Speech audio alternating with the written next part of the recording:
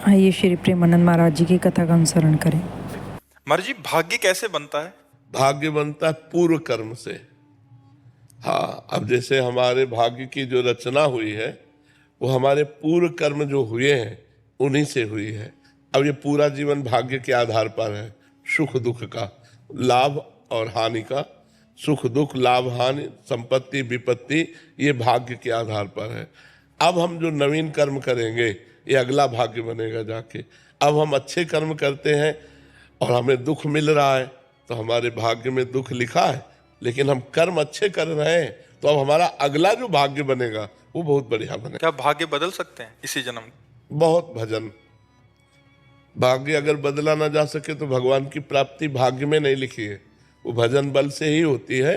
पर बहुत भजन, रात दिन भजन करे और बहुत अच्छे से चले तो पूर्व भाग्य को नष्ट करके हम भगवत प्राप्ति कर सकते हैं। क्या गुरुजनों की कृपा से भाग्य बदला जा सकता है? वो कृपा भजन ही है। अगर गुरुजनों की हम कृपा का सही रूप देखें तो सही आचरण और भजन तो हमारे ऊपर गुरु कृपा है, और अगर भजन साधन नहीं है तो फिर ऐसे गुरु कृपा भी नहीं होती।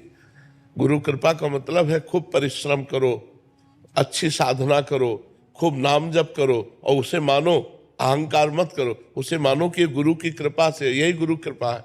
हरिवंश कृपा हरिवंश कहे, हरिवंश कहे हरिवंश लहे, हरिवंश सुलाभ सदा तिनके, सुख संपत्ति दंपति जू जिनके।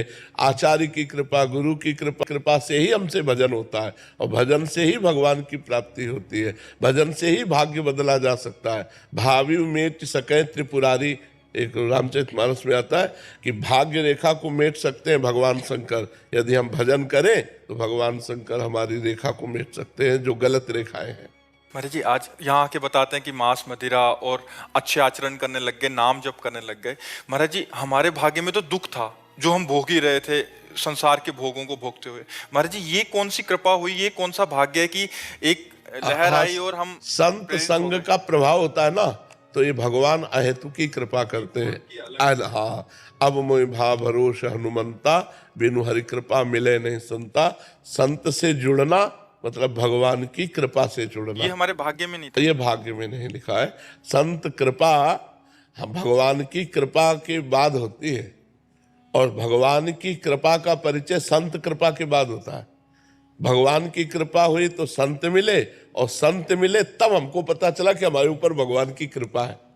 विभीषण जी के पास जब हनुमान जी मिले ना, तभी तो उनको भरोसा हुआ। अब मोहि भाव भरोसा हनुमंता, बिनु हरि कृपा मिले नहीं संता। जो प्रभु मोहि अनुग्रह कीन्हा, तो तुम्हारी दरस दीना।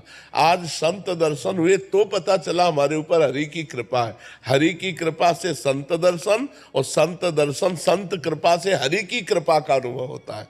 बिना भगवान की कृपा के सत्संग सुनने को नहीं मिलेगा, और सत्संग की कृपा के बिना सुधार नहीं होता। आज तक किसी का भी मत कीरति गति भूति भलाई, जब जे जतन जहाँ जे पाई, सो जानो सत्संग प्रभाव, लोकहु वेद न आन उपाऊ। लोक में वेद में कोई और उपाय नहीं है, सत्संग से गिरे हुए भी प्राणी को महान बना देता।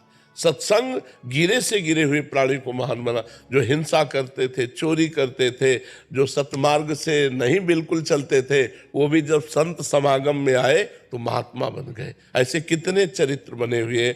तो संत समागम ही हमारे जीवन को उत्थान की तरफ ले जाता है। पर संत समागम उसी को मिलता है जो भगवान की कृपा का पात्र बन जाता है। जब भगवान कृपा, जब द्रवहि दीन दयालु राघव, तो साधु संगति पाइए। जब भगवान द्रवित होते हैं तो संत समागम मिलता है।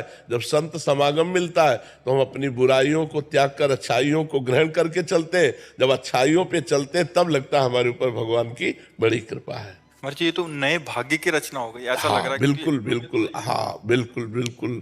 सत्संग में तभी तो मत कीरति गति भूति भलाई, जब जे जतन जहाँ जे पाई, सो जानो सत्संग प्रभाव। मतलब राक्षस बुद्धि होने पर भी देवत्व प्रदान कर दे सत्संग। ऐसा है कि यार हम तो बहुत गिरे हुए थे, जब से सत्संग सुना तब से हमारा उत्थान हो गया। तो सत्संग के शब्दों में पावर होता है। वो शब्द अंदर जाकर मथ डालते हैं और सारी गंदगी निकाल कर भगवान के योग्य से बना देते हैं।